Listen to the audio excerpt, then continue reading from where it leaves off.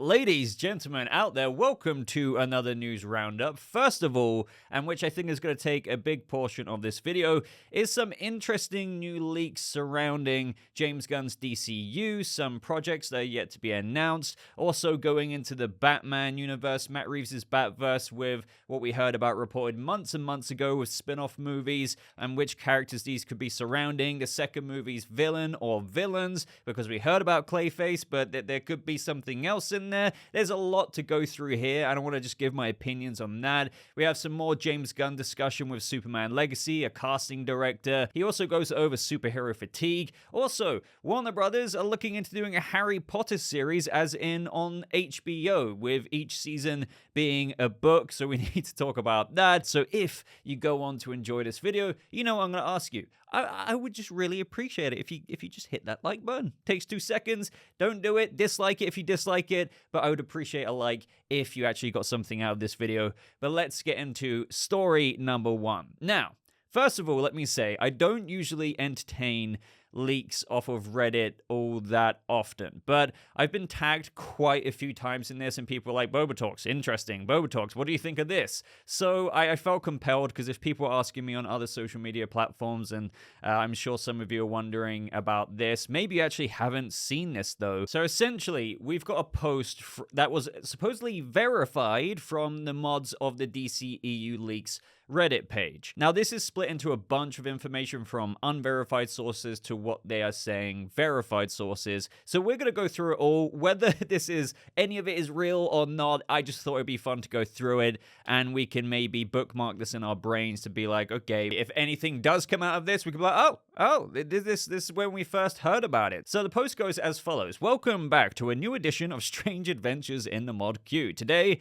we have a deal of exciting information to share with you all. This post contains a significant trove of verified information from our trusted sources, alongside the typical unverified claims we receive. Without further ado, let us dive in. So, unverified sources, yet to be announced projects also in the slate for DCU Chapter 1. So, important to note here, this is the unverified sources part of this post, but let's go through it anyway. So, yet to be announced projects also in the slate for DCU Chapter 1. There are at least 10 projects in development for DCU Chapter 1 that are yet to be publicly announced.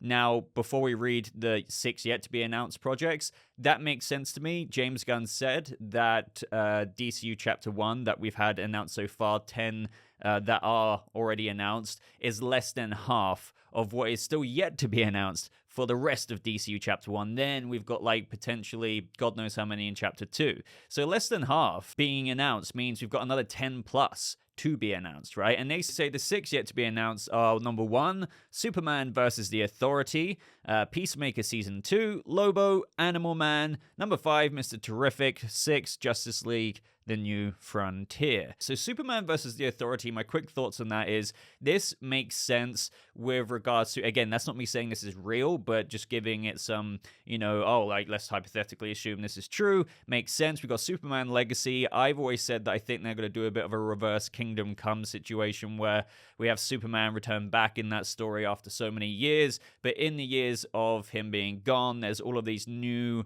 kind of superheroes kind of doing anything by any means necessary to be heroes, or kind of anti-heroes, if you will, some going as far as murder and whatnot. So Superman's example, or leading by example, has completely gone out the window with new age heroes. And that's kind of similar to the Authority with what we know we're getting in the DCU. So I think during Superman Legacy, given that we are getting the Authority, there could be a low-key post-credit scene, or maybe characters that come about in that story where Superman might lead up to a Superman versus the Authority movie. They can also, as I said, with the reverse kind of Kingdom Come situation, have these heroes out there who don't really have an example yet, because Superman is somewhat not new to the world. I believe in Superman Legacy he would have been out there, but he's not the kind of legendary Superman that everyone knows about, like, in Metropolis and all over the world. So it could be the case of where he's setting a new example for the heroes, such as the Authority, but it's going to cause a little bit of a clash in the beginning. But that's my very rough thoughts on that. Let me know what you think. Peacemaker Season 2, of course.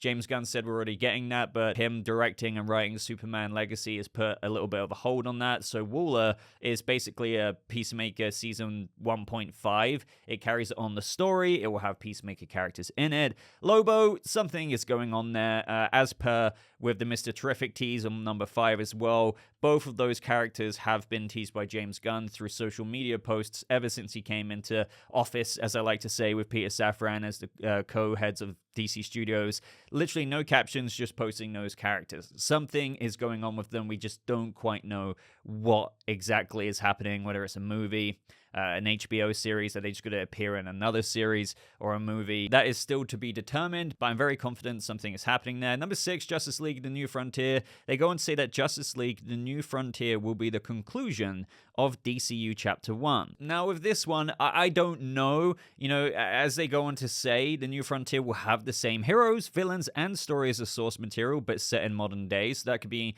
interesting with the center with regards to that villain. And, you know, a Justice League movie, I don't believe we've heard anything about it right now because they don't want to, you know, jump the gun, so to speak. You know, pun intended there with James Gunn or whatever, but like I genuinely mean that. Like with this new DCU, all of the kind of controversy, discourse surrounding it online, and you know they kind of want to pace themselves a little bit. Yes, we did have some projects announced in January, but I don't think they want to be like, oh yeah, Justice League, when we haven't even seen the casting for Superman. So I do think that a Justice League project was in the works. I mean, this is a new DCU. You'd have to think, you know, with us getting Batman, Brave and the Bold, a new Superman, Green Lanterns in the Lantern series, like eventually something would be cooking there. And it does make sense that with the end of what is being described as 2 chapters in the 10-year plan, it is 2, that there would be some kind of team-up ensemble-esque kind of movie. And this could be pretty cool. And they go and say that Creature Commandos, the Center, and Dinosaur Island are set to feature. So this is interesting because if this is true, again, I like to entertain the hypothetical of it, we could see that being cooked in the background, if you know what I mean. And as James Gunn said, and what I've been clinging on to, is that in the Lantern series, albeit this might not pertain to like the main plot of what's going on with the overarching story in the DCU Chapter 1 and 2, which you could argue it could all lead up to New Frontier. He said that the Lanterns, the plot in that is like, it's like a True Detective-esque kind of show on Precinct Earth with Hal Jordan and Jon Stewart, but they stumble across an ancient, terrifying mystery. Interesting. This kind of sounds like the Center in a way. That directly, as James Gunn says, like goes beyond the Lantern show into their overall story of the DCU. So maybe they find some evidence, you know, if you want to pair it into this. And I am doing a lot of speculating here. I do want to stress that. Just entertaining what leaks, if you will, we're being given here. That they could find that ancient mystery, terrifying mystery there. That could be a threat that they're like, oh crap, this is going to require a Chapter 1 closing team-up movie, if you know what I mean. But I'm just having fun with it. Who knows? This is the unverified sources part. The Authority, set some time in the past, will also feature the Center. Very, very, very interesting. That makes sense that could be a little bit of a prequel-esque movie. That might put some people off initially. It's like, why not go chronological? But you do have other movies weirdly that come to mind. It's like, you know, Captain America, Black Widow. You know, they could do it that way, right? And then leading up to Superman versus the Authority. So, you know, that could be pretty cool. And Superman versus the Authority could be, well, obviously set in present day after Superman Legacy. This is where things get a bit strange with the team here. So they say Gunn's meetings and the status of characters and actors.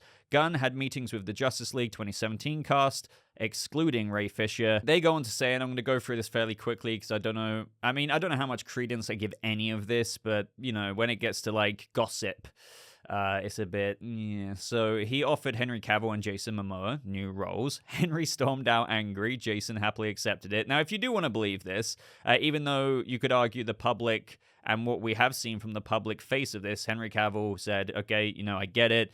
You know, I'm not Superman. I thought I was, but he did it with grace, so to speak. But like behind the scenes, this could have been how things actually went down. But I really, really like, I feel like cringe within my freaking rib cage when I entertain this stuff because it's completely unverified. This is easy stuff to write in a post like this, especially as they said themselves in an unverified sources section. He offered Ben Affleck to direct. He said yes. Easy to kind of say this as well because James Gunn said that himself. But then we heard a few weeks back that Ben Affleck in an interview said that he wouldn't want to do that. Now, a lot of people are tending to believe that maybe he said that he was kind of interested early on, but as he learned more about the plans, he wasn't interested anymore. So it doesn't necessarily make Gunn an outright liar on Twitter when he said that Ben Affleck was interested. It's just that things change along the way. It's truly up to you how you want to believe that situation. We do not know what Gal Gadot was offered. It could have been to continue playing Wonder Woman or play a new DC character. Ezra Miller is on the fence. They told Warner Brothers that they would wear a Flash-branded ankle monitor to track their every step and show that they are getting better. So the perspective is here that Ezra really wants to be a part of this new DCU, carrying on to play the character, even going through the extent of saying something like that. But James Gunn is a little bit unsure for obvious reasons, I think. And again, I just don't really know how to feel about the gossip section. I really wouldn't listen to that part too much. They go and say the Suicide Squad is technically the first DCU movie. It is now retroactively made a full reboot and no longer soft. So when it comes to the DCEU connections in Gunn's prior work, you just have to ignore them. This kind of makes sense to me because the Suicide Squad can be seen that way. Everything to me more or less fits with if they wanted to make that the first kind of technically prelude canonical film in Chapter 0 of the DCU, like with Viola Davis staying on and doing Waller and whatnot. No words on Birds of Prey, but Suicide Squad 2016 is not canon whatsoever. That's believable to me. As I said, with Harley Quinn staying on in the DCU, it's easy to just pretend that Jared Leto's Joker wasn't necessarily her Joker, but a Joker is out there, and it can easily retcon the continuity of Joker's character when or if or where we see Joker in the next 2 chapters. Everyone who appeared in the Suicide Squad is safe anyway because he loved working with them all. That's very believable. Peacemaker Season 1 continues directly into Waller, which, as I said, this makes sense, which then continues into Peacemaker Season 2. Now, the unverified sources section update regarding the Batman sequel, they say, these are some of the sources they got, the unverified ones. I work for the editorial and research department for Aquino Queen's artistic company, which is partially owned by Fandango Media, based in Illinois. Almost 2 weeks ago, our primary department received a project named Fear 1.26. It was about one of the upcoming movies of Warner Brothers. I don't know much about that. So you could argue that could be a working title, kind of like how Vengeance was for The Batman, and on this film slate, it could say Fear. So maybe that's as simple as that. I know people will want to inject Scarecrow into that or something, or it could be one of the spin-off movies we heard about, reported by The Hollywood Reporter, that we're about to get into. Don't get too carried away with it, but we are going to talk more Scarecrow in a minute with the verified sources section. So also, last year when I was in Ireland for an event regarding comic artistry, I got a glimpse of Mattson Tomlin. And if you didn't know already, he is co-writing the script with Matt Reeves for The Batman Part 2. So then we were asking him different questions. Now, this is where it gets interesting. Someone from the crowd asked him about the Batman 2 antagonist. He just smiled and said, "Do you think it's by coincidence that we are here on this bridge?" Now, I wish there was another source to back this one up because that would be so cool. The reason why that would be so cool is because this wouldn't be so much of an unverified source, but kind of a fact that Mattson Tomlin was at this event and he actually said this. And if he said that, that would be a major clue to the Batman Part 2's antagonist. Now, yes, I know we've heard about Clayface, but even Deadline themselves have acknowledged that they're waiting to see for the dust to settle to see if Clayface is a project connected to the Batman Part 2 or if it's a DCU Chapter 1 Gods and Monsters project. They said that at the end of their article. It's just a lot of people don't read the article, so a lot of posts were like, Clayface is the Batman Part 2 villain, confirmed. Now, that's not me saying that he isn't. He could be a secondary villain. He could be the main villain. But if this is to be believed, this would be referring to Hush. Because if Mattson Tomlin said, or as it says here, he just smiled when asked about the Batman Part 2's antagonist and said, "Do you think it's by coincidence that we are here on this bridge?" And then, they moved on. That is a quote, more or less a direct quote from Batman Hush. That's what Hush says to Batman on a bridge. And Matt Reeves has, when being asked what future antagonist would you like to see in a follow-up movie, and he says, there are many, and he even stresses when he says the name, that's not me saying, or like, don't get carried away and say, oh, you're going to do a Hush movie, but he said Hush. It's one of his favorite villains, and he would love to get the opportunity to do that. It doesn't confirm it. Again, he literally reiterated and reaffirmed that that doesn't mean Hush is the villain.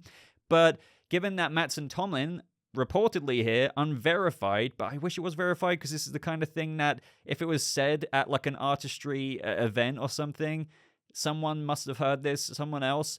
But last words on this, he said, he smiled and just said, do you think it's a coincidence that we're here on this bridge? That would indicate Hush. You could argue the Easter egg of the Hush money payment with Edward Elliot, technically Thomas Elliot's father in the Batman, was like a very, very low-key foreshadowing to that. But I wouldn't read too far into that because I think Matt Reeves even back then had ideas but wasn't fully committed to the Batman to his villain, even if it still does turn out to be Hush. So if this is true, that is a quote from the comic book Batman Hush. That would indicate that Mattson Tomlin was teasing Hush, but that is very, very...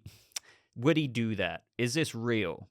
That is a very big giveaway, if that is the case. It really is. Now, Hush could be in the movie, but alongside Clayface, as per what's being reported, kind of, as maybe a secondary villain. So this remains to be seen. Please, please, please, please, please remember, this is the unverified sources section, and even the verified sources section, I don't even necessarily believe either. Let's move on from that to the verified sources section, and there's more, verified new Reeves spin-off films in development stuff here. So, we'll get to that, but the first part of the verified sources section is The Authority. The film's writer is Jeremy Slater. Matthew Vaughn, Stardust, Kick-Ass, X-Men, First Class, Kingsman, is in talks to direct.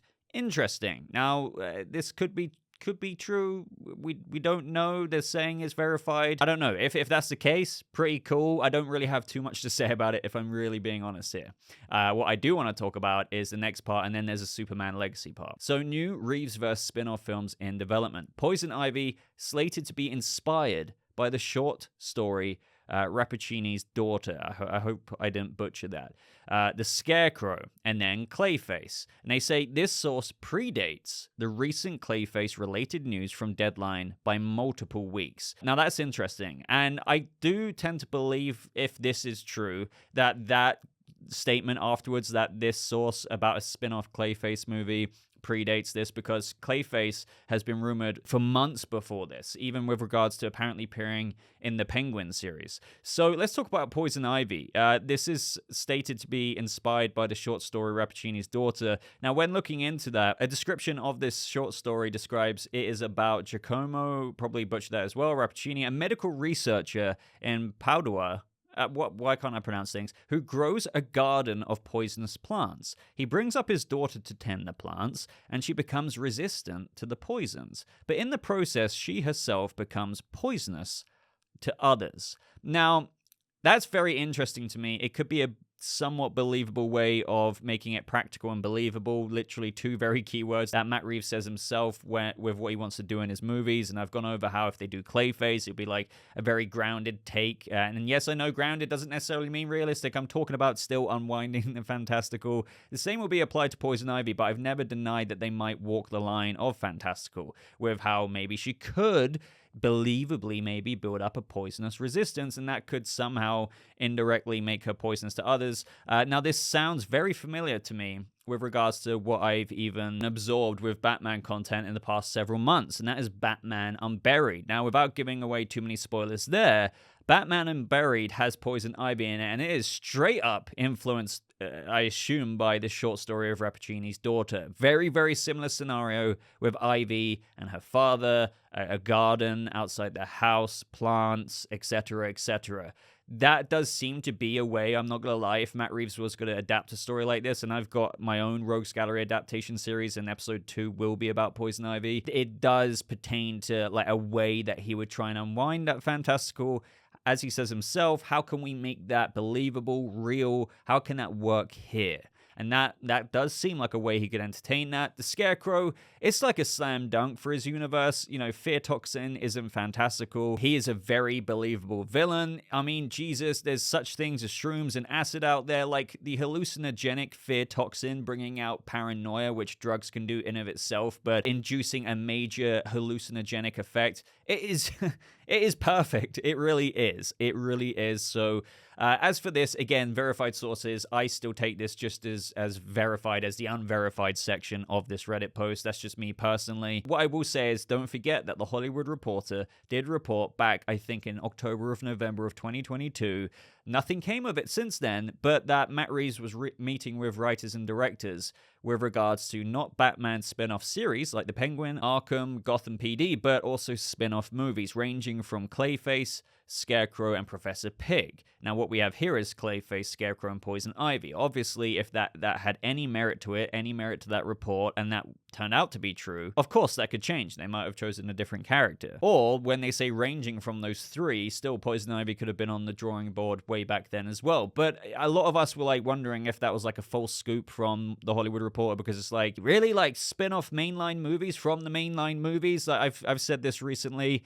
I don't know what to say about this. It could be true. It could be HBO exclusive movies. With this whole spin-off thing, the fact that it's being mentioned here and the fact that it was mentioned from a major, outlet months and months ago, it's definitely something I'm keeping my eye on, if you know what I mean. But there's just not enough there for me to really, really subscribe to it being a real thing, because of all kinds of reasons. I know this is a Batverse and they're expanding out through series, but they got to like grow it even bigger and spread the wings for like movies. I mean, that's cool in a way, world building even more with Batman's Rogues Gallery.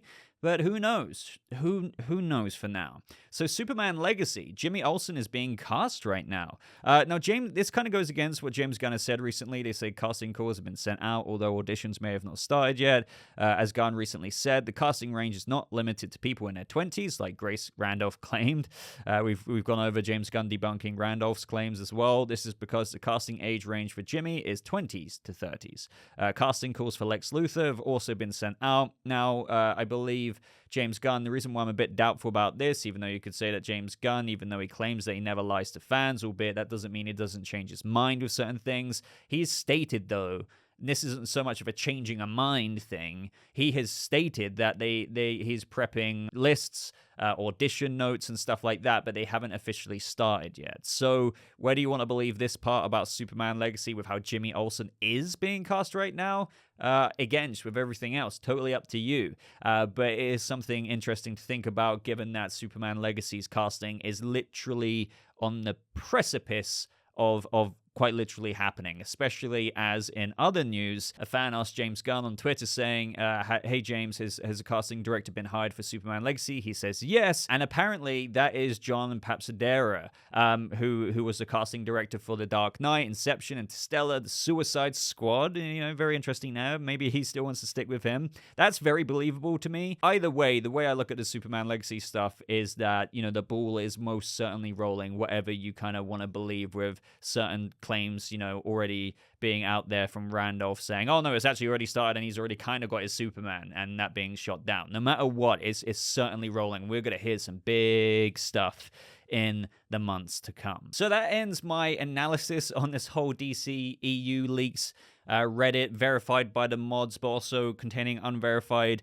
section to the post. Let me know what you thought about my thoughts. Do you entertain any of this? Some of it is interesting with some stuff that we've had reported by major trades in the past several months, so it's not just my friend Joe saying this on a Reddit post with some things. What do you think about the DCU plans? Do you think they're believable with like New Frontier, for example, and the Center, and how my theories with how, if that is true, let's just believe that for a second, that could be seeded throughout the stories, kind of like as you would build up Thanos in the MCU, which they are going to do with something. So would love any and all thoughts with regards to this. Now, up next from James Gunn as well, I wanted to talk about something fairly briefly about the whole subject of superhero fatigue, because I think it's very relevant with regards to films kind of flopping at the box office. Now, some more than others, of course, like Shazam! Fury of the Gods making like a 33, I think, 0.5 million, and then dropping and dropping. It's gonna be really lucky if it gets anywhere near 140 plus million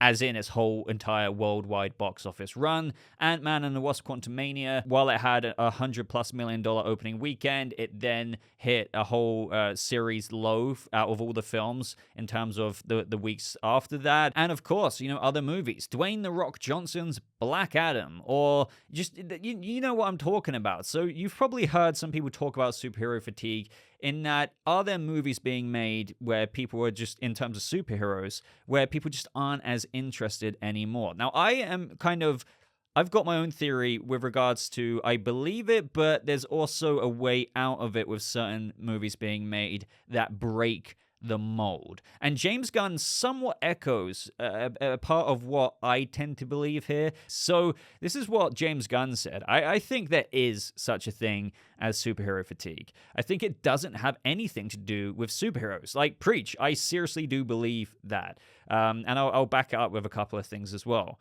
It has to do with these kind of stories that get to be told. And if you lose your eye on the ball, which is character. We love Superman, we love Batman, we love Iron Man, because they're these incredible characters that we have in our hearts. If it becomes just a bunch of nonsense on screen, it gets really boring. But I get fatigued by most spectacle films, by the grind of not having an emotionally grounded story. It doesn't have anything to do with whether they're superhero movies or not. If you don't have a story at the base of it, just watching things bash each other, no matter how clever those bashing moments are, I agree. No matter how clever the designs and the VFX are, I agree. It just gets fatiguing, and I think that's very, very real. Like, that right there, call me a James Gunn shill or not, like, I think he's speaking facts there. Now, I'm not saying that what he said there is copied and pasted onto Quantumania, for example. It does have a story, but if you don't really kind of like break the mold of the VFX or like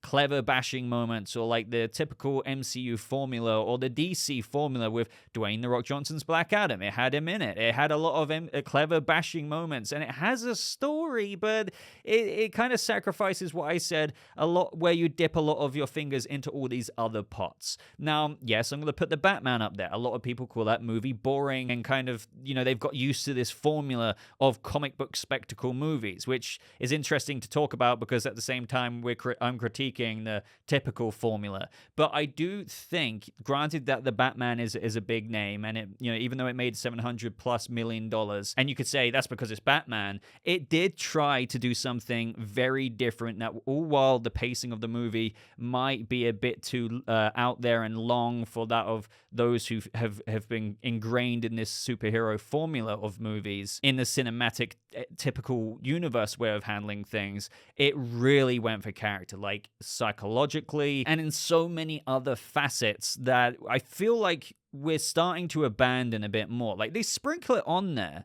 they sprinkle the salt on the top of it, but is the cake, not that you would want to sprinkle salt on a cake, full of all these layers and not just decorated on the surface with all of these cool looking pieces of candy, so to speak. I feel like that's what's starting to happen. And while people are still seeing these movies because maybe it has like the MCU brand on it, it's introducing Kang, like who's meant to be the next Thanos of, the threat of the MCU. People saw it in that opening weekend, but then it started to fizzle out a bit. Do you know what I mean? Same with the DC movies. So do you see what I mean? I personally do, for the most part, agree with James Gunn's assessment here of comic book movie fatigue, but not necessarily strictly to do with superheroes. It's more the way the formula is and the way the formula has been working for a long time, but you can't bank on one thing forever. I think that is starting to show its cracks now, and it's interesting seeing that more and more people are becoming perceptive of that. Not everyone. Some people might go see the latest, Black Adam or whatever and be like, oh, that was a freaking great time. That was awesome. That's fair enough. More power to those people. But you can't deny, at least in my opinion, that this is kind of true. And I do think what James Gunn says here and what he highlights are some of the symptoms of why this is happening. So let me know your own thoughts on this. Do you agree with me? Disagree with me? Do you agree with James Gunn? Do you disagree with his take? And let me know why you may have a different answer, or even why you might agree. Now, up next in the Potter world of news. Now, I wanted to cover this because, I grew up with Harry Potter. Like, I literally did. I enjoyed those movies. I wouldn't call myself a massive, massive Potterhead, but like, they were a part of my childhood, just like how the prequels of Star Wars was, the Lord of the Rings, the top king of it all, in my opinion. I freaking love the Lord of the Rings movies. And the reason why I also want to talk about this is because, they're going to do something similar with the Lord of the Rings, because we heard a while back that Warner Brothers really, this is why they're doing this. I know I'm already jumping into it. They're doing this because they want the glory days back, where they were bringing out bangers like Harry Potter back in the day, and then the Lord of the Rings, Peter Jackson trilogy. What can we do to revitalize the days of the early 2000s to make some bank, right? So Deadline is saying Harry Potter TV series for HBO Max, inching closer to reality, and this is where it gets interesting, with J.K. Rowling in talks to produce, and we'll talk about the potential fallout of this. So the long-rumored Harry Potter TV series for HBO Max is on track to clear the biggest hurdle in its path to the screen, a deal with the book's author, J.K. Rowling, who has creative control over any exploitation of her work. Warner Brothers is in talks with Rowling to join the project as a producer, Deadline has confirmed. Once she comes on board, the project, which is in the nascent stages, is expected to look for a writer. At first reported by Bloomberg, the general idea is for each season of the potential TV series is to focus on one book in the Harry Potter book series, which consists of 7 novels. So that doesn't mean they're going to greenlight 7 seasons. I've seen people say that. It's just that the idea is, if it's successful, each book will be a season. Now, first and foremost, let me say, one part of me does think that this could be cool, a whole Harry Potter book put into a season of HBO level quality, right? Ideally, hopefully that would look cool. But this is where everything else comes into it. I just wanted to tackle that. That could work. I do think Harry Potter could be done interestingly in an episodic format. You could explore each term of Hogwarts and stuff like that pretty interestingly, so on and so forth, right? Compared to that of a 2-something hour movie. You would have more 8 to 12 episodes, so 10 plus hours of the book. So you can fit so much more in there. So I can't deny that. But a lot of people, just like the Lord of the Rings, if they were ever to do a similar thing there, even though they've stated when they're going to do more Lord of the Rings things in the future with Warner Brothers, that they're not necessarily going to remake the movies, but just tell many more stories in that period of Middle Earth, is that do people... we're going to talk about the Rowling stuff. Don't worry. Want to even see that. The whole typical, how could you, replace Daniel Radcliffe as Potter? Say what you will about Daniel Radcliffe, but do you know what I mean? Emma Watson as Hermione, Rupert Grint as Ron, and you're going to do this with, there's that whole thing where it's this is just doomed to fail because Harry Potter, similar to how I would feel about The Lord of the Rings being done in a television format. As a fan of The Lord of the Rings, I would be I don't want this to be bastardized, right? But the thing about Harry Potter compared to that of The Lord of the Rings, it has the whole controversy surrounding J.K. Rowling. And, the fact that she would be involved in the project as a producer, because obviously, as the report says, to even do anything like this, they need her permission. After making the movie, it's hey, can we kind of make a TV series on our HBO format and get your permission to do that with each book being a season, please? And she has to say yes. And it looks like she is going to say yes, and she'd be a producer. So remember the whole Hogwarts Legacy thing? That got really inflamed online. You had a game that was carefully crafted over many years, hundreds of developers working on it, many of whom don't even probably like J.K. Rowling. She had nothing to do with the project, nothing to do with the writing, or anything like that. However, of course, she makes money on it. So even while people wanted to play the game and felt as though they weren't supporting J.K. Rowling and they wanted to support the developers, their projects, again, most of them probably not agreeing with her very extreme views on a certain subject area. You had a whole other half who if you buy this game, despite it being made as a passion project by many developers and they made a cool world come to fruition in a video game format, you are still giving money to this very controversial creator of the Harry Potter IP, right? And this would be the exact same thing, but potentially even bigger because it's if you watch Harry Potter on HBO. Imagine the same kind of, attacks on both sides happening, but even probably more so with this because she would join the project as a producer. So that I just feel this in of itself, the first thing that will cause a bit of backlash is just the idea of remaking it, right? But secondly, it has a whole big stink on it with regards to Rowling and that she'll be a producer. So it just feels like it's not dead on arrival, because I see why Warner Brothers Discovery and Zaslav want to revitalize the golden age of franchises that made such big money for them in the past with Lord of the Rings and Harry Potter and whatnot. But this one in 2023, it's just...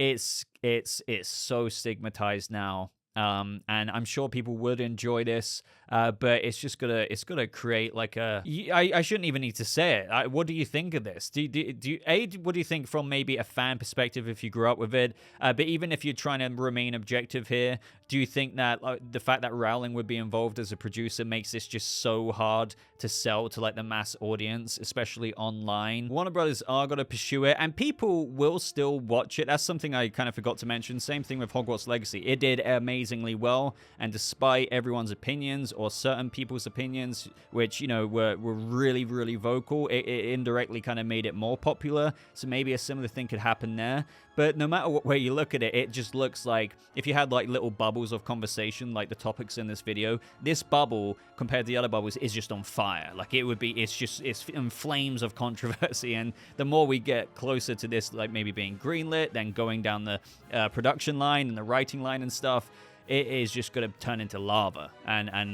Yeah, I just want your takes on this. But I think this is where I'm going to end this long-ass news roundup here. It's been a bit of a long one given how much information we had to go over at the beginning, but I'd love to know your thoughts on all the topics of today's news roundup. If you enjoyed it, please help out the channel by leaving a like. It really does, you know, get me out there in the algorithm, as I say every single time. And when you guys actually go ham on it, I do notice a massive performance boost in the video. So thank you so much if you do that. Consider subscribing for more news, reviews, breakdowns just like this. But until next time, ladies and gentlemen, thank you so much for watching. I hope you all have a lovely rest of your day, and I'll see you people in the next video. Goodbye.